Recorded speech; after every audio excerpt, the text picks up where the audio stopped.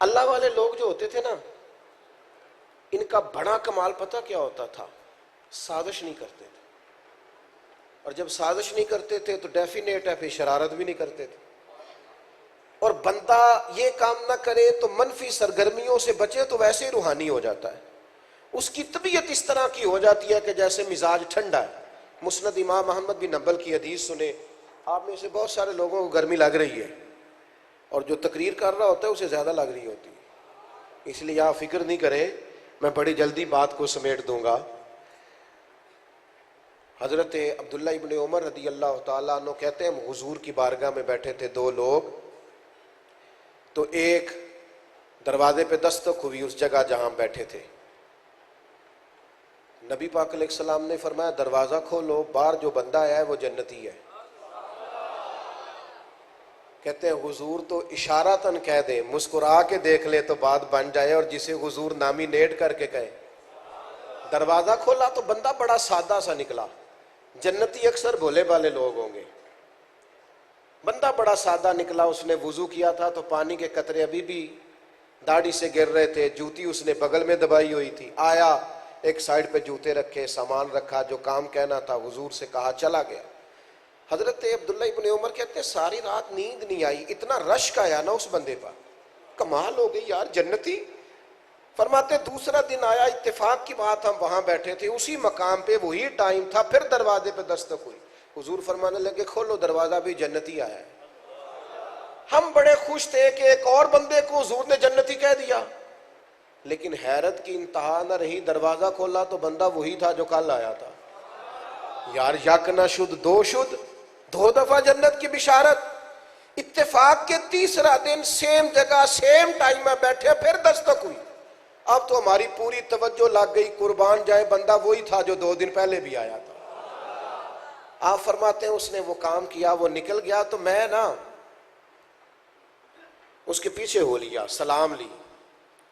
اس نے کہا خیریت؟ تو میں نے کہا یار میں نے تیرا مہمان بننا ہے، رکھ لو گے 2-4 دن؟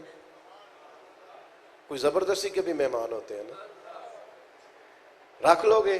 اب بڑی حیرت کی بات ہوتی ہے کہ 2 گلیاں پیچھے کسی کا گھر اور وہ کسی کے گھر 2-3 دن رہنا چاہے. انہوں نے کہا یار میں رکھ تو لوں گا پر میں کوئی بہت امیر آدمی نہیں ہوں، روکھا سوکھا جو ہوگا پیش کروں گا. کہا ٹھیک ہے کوئی حرج نہیں. فرماتے میں 3 دن اور 3 راتیں ان کے ساتھ رہا. میں دیکھنا چاہتا تھا وہ کیا عمل کرتے ہیں جس کی وجہ سے حضور نے جنتی کہا. لیکن فرماتے ہیں یہ سنو، یہ مسند امام احمد بن حنبل میں حدیث موجود ہے. فرماتے ہیں میرا خیال تھا بہت لمبی تہجد پڑھتے ہوں گے، پر وہ تو عشاء پڑھتے جماعت سے اور پھر اٹھ کے فجر پڑھتے، حالانکہ میں تہجد بھی پڑھتا تھا.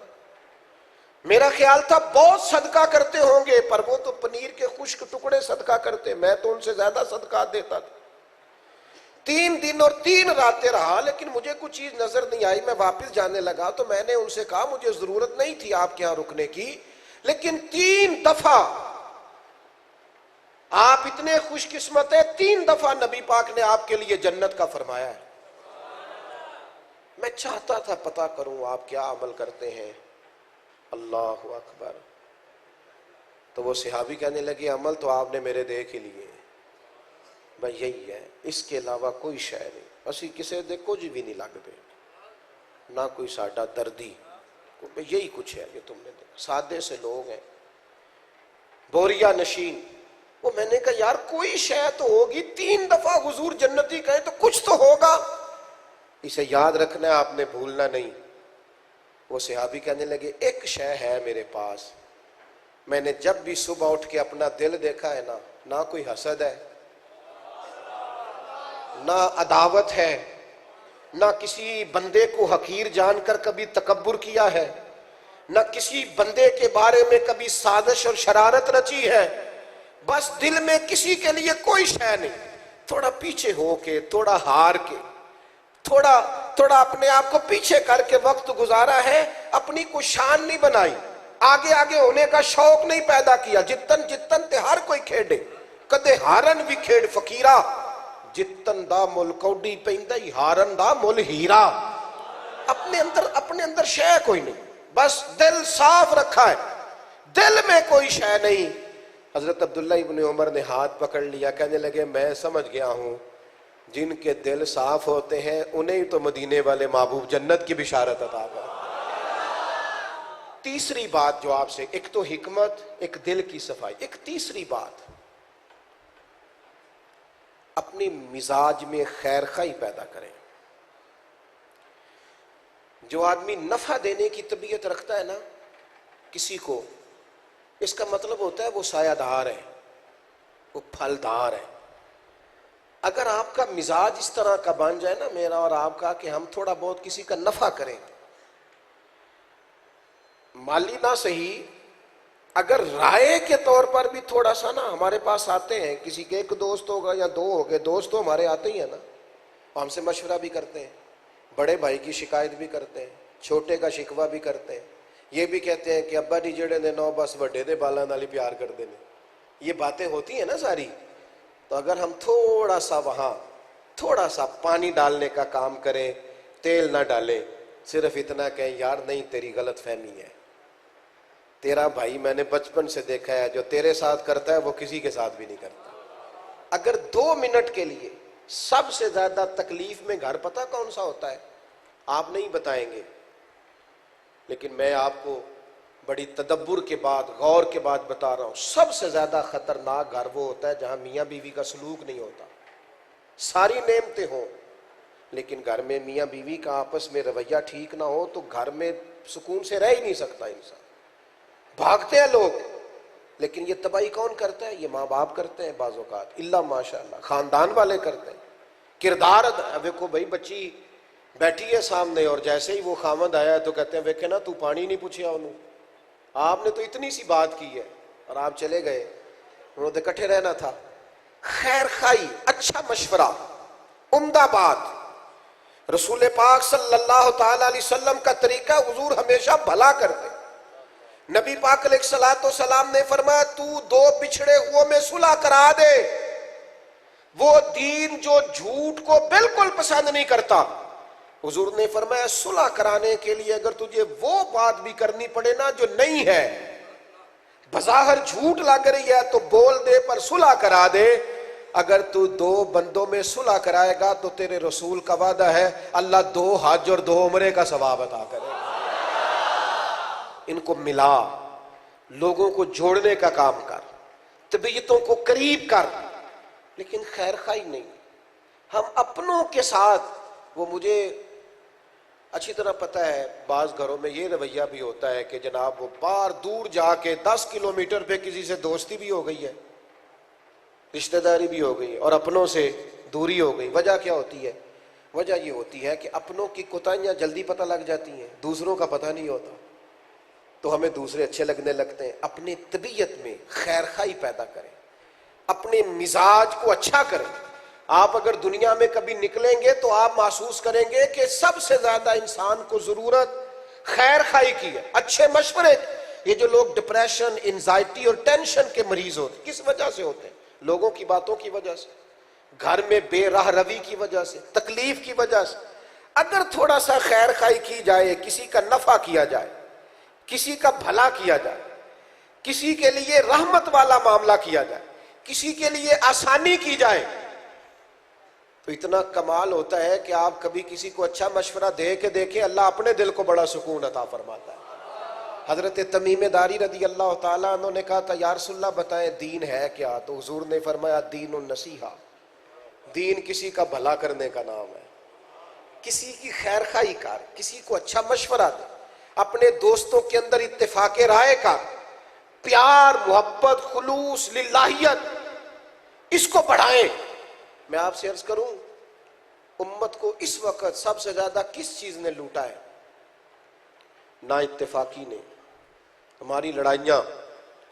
کوئی عقیدے کا مسئلہ نہ بھی ہو تو پھر بھی جہاں 5 لوگ بیٹھتے ہیں سب کا مشورہ علیحدہ علیحدہ ہے، رائے الگ الگ، جماعتوں میں، تنظیموں میں، کمیٹیوں میں اور مساجد میں، اور ہر جگہ لڑ رہے ہیں، کسی جگہ رویہ ہی نہیں۔ اور یار کچھ جگہ بندہ مسکرا کے بھی تو گزر جائے گا، کچھ جگہ دیکھیں مشکات میں حدیث ہے، ایک شخص نے آ کے کہا حضور علیہ السلام سے کہ معاذ اللہ وہ یوں کہہ کے کفار بات کر رہے تھے، تو محبوب فرمانے لگے وہ پتہ نہیں کس کی باتیں کر رہے تھے، آنا محمد، مجھے تو اللہ نے محمد بنایا ہے، محمد ہوتا ہی وہ ہے جس کی ہمیشہ تعریفیں ہوتی رہے۔ وہ حضرت مولا علی شیر خدا سے کسی نے کہا فلاں بندہ آپ کے بارے میں بات کر رہا تھا، تو حضرت علی ہنس پڑے۔ یہ کمال ہے کہ آپ تنقید بھی تو سننی آئے نا بندے کو، اس میں حوصلہ ہو، رائے کا اختلاف سننے کا۔ دوستوں کے ساتھ تو سارے بیٹھتے ہیں، طاقت ہو، ہمت ہو دشمن کے ساتھ بھی بیٹھنے۔ کہا جناب فلاں آدمی آپ کے بارے میں بات کر رہا تھا، تو حضرت علی ہنس پڑے، فرمانے لگے علی نام کے بڑے لوگ ہیں، پتہ نہیں کس کی بات کر رہا تھا، پتہ نہیں کس کی بات کر رہا تھا، ہماری تھوڑی کر رہا تھا، ہمیں کیا پتہ کس کی کر رہا تھا۔ ہمارے ہاں بعض لوگوں کا خیال ہوتا ہے کہ وہ جڑے دو بندے کھلوتے ہیں میری پہ گل کر دینے، اللہ بچارے پتہ نہیں کدی پہ کر دینے۔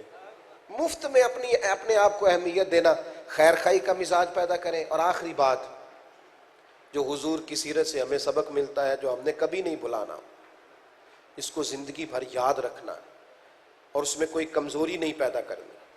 نبی پاک علیہ السلام نے جو علم و حکمت ہمیں دیا، اس میں ایک اہم بات ہے تیقن، توکل، اللہ کی ذات پر بھروسہ۔ کبھی دوستوں پر، کبھی اپنی جیب پر، کبھی اپنے تعلقات پر بھروسہ نہیں کرنا۔ بھروسہ جب بھی کریں رب رسول پر کریں۔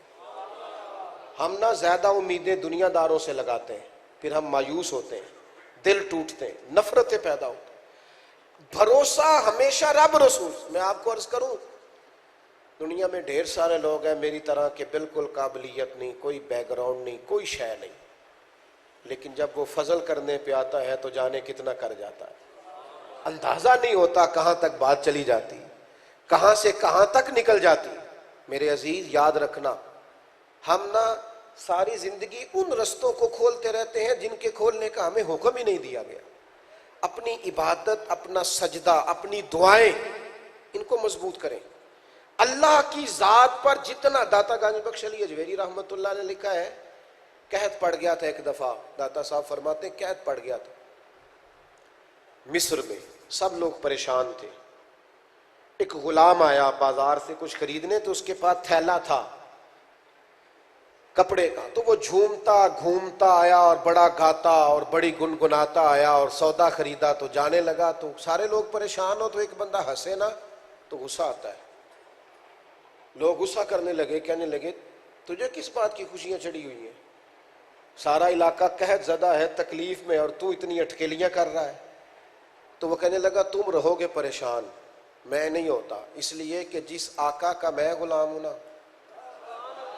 اس نے بھڑولے ذرا ٹائم پہ بھر لیے تھے، اس نے ذرا گندم ٹائم پہ سٹاک کر لی تھی، لہٰذا میں کسی ٹینشن میں نہیں۔ داتا صاحب کیا فرماتے ہیں؟ فرماتے ہیں جتنا اس غلام کو اپنے آقا کے گندم پہ بھروسہ تھا نا، کم از کم اتنا تو ہمیں رب کے خزانوں پہ ہونا چاہیے نا۔ فرماتے ہیں اگر اتنا بھی ہو جائے نا تو یہ جو ٹینشن ہے، انزائٹی ہے، ڈپریشن ہے، پریشانی ہے، الجھاؤ ہے، یہ کبھی انسان کے قریب تھوڑا سا نا توکل مضبوط، مزاج میں طاقت اور اللہ رسول کی باتوں پر یقین کامل۔ نبی پاک صلی اللہ تعالیٰ علیہ وآلہ وسلم نے جب حضرت مولا علی کو خیبر کے دن بھیجا تھا نا، فرمایا جاؤ علی میں دعا کرتا ہوں اللہ کرم کرے گا۔ حضرت علی فتح کر کے جب واپس آئے تو لوگوں نے کہا بیمار بھی تھے اور ماحول بھی اور طرح کا تھا، حالات بھی سخت تھے، تو اتنی کامیابی؟ فرمانے لگے مجھے حضور نے بھیجا تھا اور دعا کر کے بھیجا تھا۔ حضرت مولا علی سے کسی نے کہا سب سے زیادہ میٹھی نیند کب آئی؟ فرمایا وہ ہجرت کا دن نہیں تھا جب حضور نے فرمایا میرے بستر پہ سو جاؤ، سویرے لوگوں کی امانتیں دے کے آ جانا۔ انہوں نے کہا جناب وہ تو بڑا ٹینشن والا دن تھا، اگر کوئی پردہ ہٹاتا ہی نہ، بستر اٹھاتا ہی نہ، تلوار چلا دیتا، تو ٹینشن کے ماحول میں گہری نیند۔ فرمانے لگے کیسے چلا دیتا؟ جرت تھی کسی کی چلا دیتا؟ میرے نبی نے فرمایا تھا صبح امانتیں ادا کر کے مدینے آ جانا۔ جب تک مدینہ نہیں نہ آنا تھا اسرائیل نے بھی کوئی نہیں آنا تھا۔ ساڈے نبی دی زبان ساڈے واسطے قرآن۔ یہ یقین، یہ توکل، یہ طاقت جب تک ماحول میں پیدا نہیں ہوتی، ہمارے بچے بھی پریشان ہیں، گھر والے بھی پریشان ہیں، سارے کے سارے محلے پریشان ہیں، چھوڑ دیں، رب رسول پر توکل کریں۔ وَمَن يَتَوَكَّلْ عَلَى اللَّهِ فَهُوَ حَسْبُهُ۔ اللہ فرماتے ہیں جو مجھ پر بھروسہ کرے میں اس کے لیے کافی ہو جاتا ہوں۔